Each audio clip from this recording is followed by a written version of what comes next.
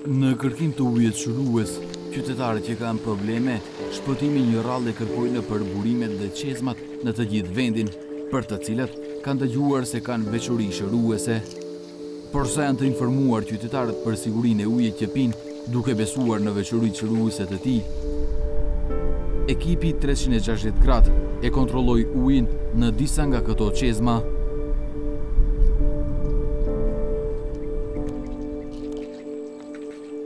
Katlanov. Në këtë banjë, brenda vitit për trajtim, vinë mbi 10.000 persona. Për gjatë rrugës që të qonë në banjë, ka edhe 2 nga këto qezma, të cilat shfrytëzohen nga qytetarët me pretekstin se uji nga ato ju lehtëson problemet me shëndetin. Ujin të cilin e mbushëm në njërën nga qezmat afër Katlanovës e dorëzuam për analizë në Institutin për Shëndet Publik.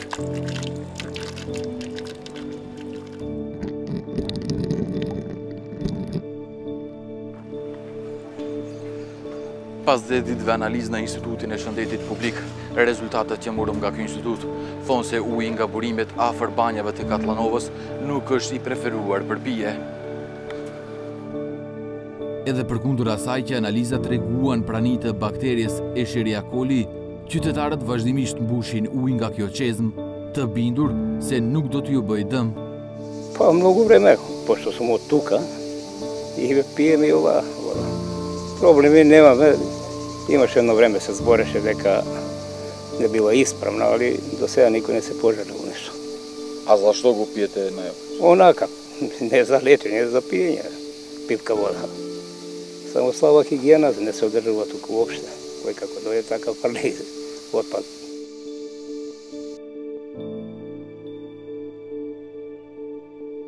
Besim në veçoritë shëruese të ujit kanë edhe ata që mbushin atë nga qezma në fshatin Çojlija. Pa ova voda ja pijem negde okolo 45 godini. Zašto ja pijete? Pa pijam около стомашни болести, бубрези, такви работе. И ви помага? Помага, доста помага.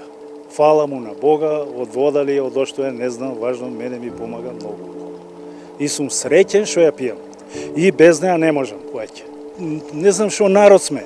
Па се служиш од таа вода. Ете, здравје ти дава, ти помага колку толку. Треба да ја поштуеш таа вода, да ја зачистиме средината онде. Nga Instituti për Shëndet Publik, theksojnë se duhet kushtuar vëmendje veçanërisht ujit nga qezmat që gjenden në ambiente të hapura dhe të cilat askush si kontrollon. Pa ne bi trebalo da se pije. Zato što ako je bakteriološki neispravna i plus луѓето знаете кога пијат, ајде кога пие, таму не е тоа голема количина и не е страшно, да кажеме толку. Али замислете се ако пуни со шишиња или канистри и носи дома и тоа му трае со денови. Ако има бактерии, тие ќе се навмножат многу повеќе состоење, после неколку дена ќе има огромен број на бактерии, милиони бактерии. Тоа ќе е веќе ризично.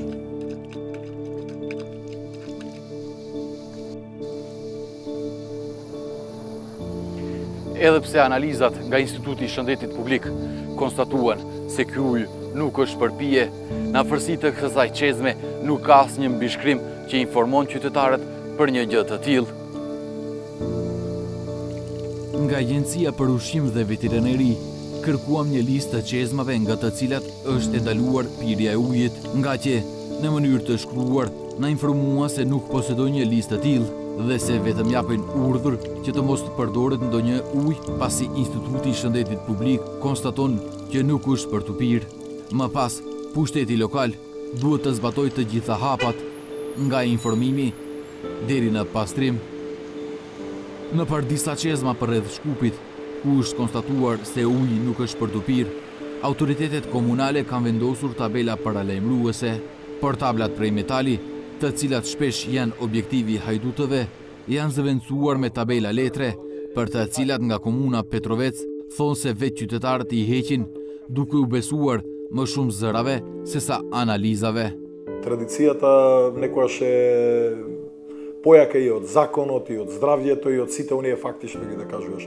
Многу е тешко на некои луѓе кои што може би тоа е нивно субјективно чувство дека таа вода им помага, многу е тешко на тие луѓе да им кажеш и дека таа вода не е за пиење. Токму тие луѓе, не сакајќи да го гледат надписот дека водата не е за пиење, а мислат дека таа вода им помага за некои нивни здравствени проблеми, токму и тие луѓе ги тргаат тие табли, затоа што на никој не му убаво во исто време да чита дека водата не е за пиење, а онда ја конзумира. И ние пробуваме да им кажеме, они велуваат не можете вие да ни кажете, ние толку време ја конзумираме, јас, децата, не знам, фамилијата, никогаш не сме имале проблеми, ми помага за таа и таа болест. Rrugës për në Orlans të Shkupit, takuam një njeri, i cili në shishe plastike shiste ujë shërues për, siç tha, sëmundje të veshkëve, e blem dhe atë e dërguam për analizë në Institutin e Shëndetit Publik. Rezultatet treguan se ky ujë nuk është i mirë për të pirë.